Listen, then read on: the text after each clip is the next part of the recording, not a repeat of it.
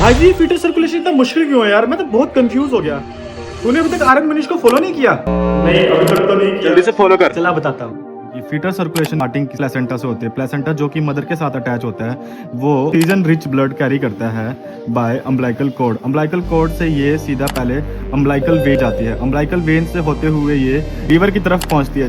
Liver में एक portal vein जा रहा होता है जो कि लेफ्ट और राइट पोर्टल वेन में डिवाइड हो जाता है। जो ये अम्बलाइकल वेन है वो जाके लेफ्ट पोर्टल वेन के साथ एक बाईपास बना लेता है जिसको हम बोलते हैं डक्टस विनोसिस। ये डक्टस विनोसिस क्या करता है, एक छोटा पाथ बना देता है ब्लड को कैरी करने के लिए, जो कि इंफीरियर वेना कावा में जाता है। इंफीरियर वेना कावा से आकर ये राइट एट्रियम में आ जाते हैं। अब जैसे ही ब्लड राइट एट्रियम में आ जाता है, फिर वो आकर राइट वेंट्रिकल में जाता है। फिर राइट वेंट्रिकल से होकर ये पल्मोनरी आर्टरीज में चले जाते हैं। अब हमको पता है कि जो बच्चे होते हैं उनके लंग्स नॉन वर्किंग होते हैं, तो ये क्या करता है कि यहाँ पर भी एक बाईपास बना लेता है जिसको बोलते हैं हम डक्टस आर्टीरियोसिस। जो डक्टस आर्टीरियोसिस है वो अरोटा के साथ एक बाईपास बना लेता है जिससे ये ब्लड डायरेक्ट अरोटा से होकर बॉडी में चले जाते हैं। लेकिन एक इंटरेस्टिंग बात यह है कि जो ये राइट एट्रियम है और जो लेफ्ट एट्रियम है उसके बीच में भी एक बाईपास होता है जिसको बोलते हैं हम फोरामेन ओवेन। इस बाईपास से क्या होता है, राइट एट्रियम से लेफ्ट एट्रियम में भी ब्लड आ जाता है और लेफ्ट एट्रियम से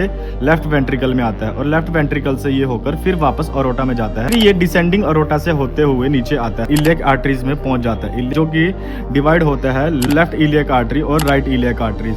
अब left iliac artery, right iliac artery ये भी सब डिवीजन में डिवाइड होते हैं, एक्सटर्नल और इंटरनल।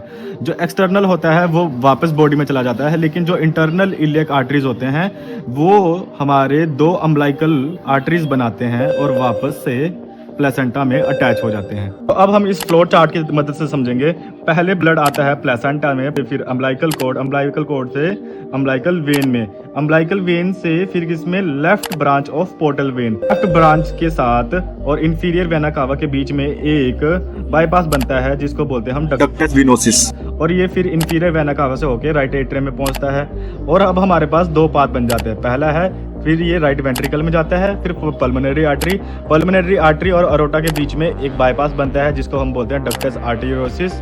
आर्टरी है तो आर्टीरियोसिस। अब हम सेकंड वाला पढ़ेंगे। राइट एट्रियम से फोरामेन ओवियल बाईपास की मदद से ये लेफ्ट एट्रियम में पहुंच जाता है। लेफ्ट एट्रियम से फिर लेफ्ट वेंट्रिकल से अरोटा से क्या डिसेंडिंग अरोटा में आता है, फिर राइट और लेफ्ट कॉमन इलियक आर्टरीज। अब हम इंटरनल इलियक आर्टरीज में जाते हैं। Internal iliac arteries umbilical arteries बनती है। अम्बलाइकल आर्टरीज से फिर अम्बलाइकल कॉर्ड में आता है और वापस प्लेसेंटा में जाकर मदर के बॉडी में चला जाता है।